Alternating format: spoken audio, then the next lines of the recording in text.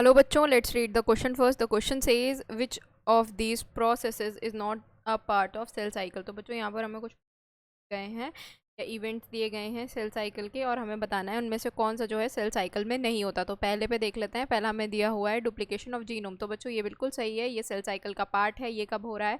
Duplication of genome, या आप कह सकते हो डीएनए रेप्लिकेशन। ये कब हो रहा है आपका? ये हो रहा है एस फेज में।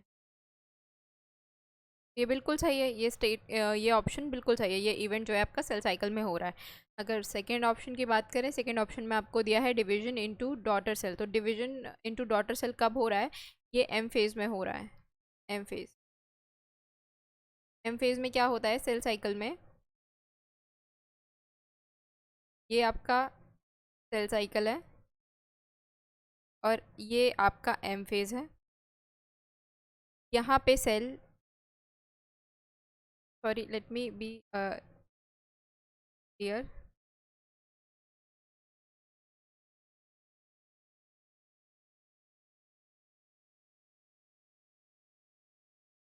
तो ये आपका एम फेज है, ये आपका एम फेज है, ये आपका G1 फेज है,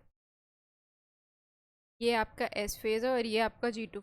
तो G1 फेज में क्या होता है? यहाँ पे आपका सेल आया और ग्रो कर रहा है, ग्रो करता है, मेटाबॉलिकली एक्टिव होता है और फिर आगे चला गया। आगे इस वाले फेज में क्या होता है? इस फेज में जो डीएनए होता है वो रेप्लिकेट करता है, जैसा कि मैंने अभी बताया। तो जब डीएनए रेप्लिकेट कर गया फिर ये सेल और आगे बढ़ गया, G2 फेज में आ गया। यहाँ पर क्या हुआ? मैक्रोमोलिक्यूल्स की सिंथेसिस हुई, सेल ने ग्रो करा, प्रोटीन मैक्रोमोलिक्यूल की सिंथेसिस जैसे कि प्रोटीन वगैरह सिंथेसाइज हुए। तो अब ये सेल यहाँ पर आ गया।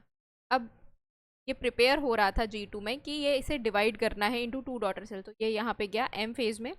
एम फेज में आके ये सेल जो है वो डिवाइड करता है और क्या फॉर्म करता है? टू डॉटर सेल फॉर्म करता है यहाँ पर। इस तरीके से कुछ सेल साइकिल जो है वो चलता है। फिर से जब ये डॉटर सेल फिर से सेल साइकिल में आ जाते हैं और फिर इसी तरह G1 S और G2 ये पूरा एक सर्कल चलता रहता है, इसीलिए हम इसे सेल साइकिल बोलते हैं। तो डिवीजन इनटू डॉटर सेल ये भी हमारा सेल साइकिल का ही पार्ट है। अगर बात करें ऑप्शन सी की, ऑप्शन सी में दिया हुआ है synthesis of cell organelle. Cell organelle synthesis कब हो रही है? सेल ऑर्गेनल की आपकी फेज में। फेज में क्या होता है बच्चों?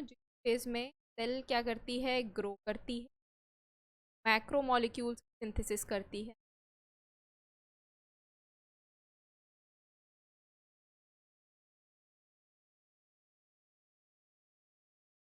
प्लस सेल ऑर्गेनल्स का डुप्लीकेशन होता है या सिंथेसिस कह लीजिए।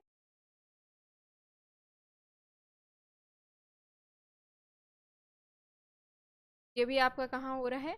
ये हो रहा है आपका G2 फेज में। तो ये यहाँ पर आपका G2 हो गया, यहाँ पर M फेज हो गया और यहाँ पर हो गया आपका S फेज।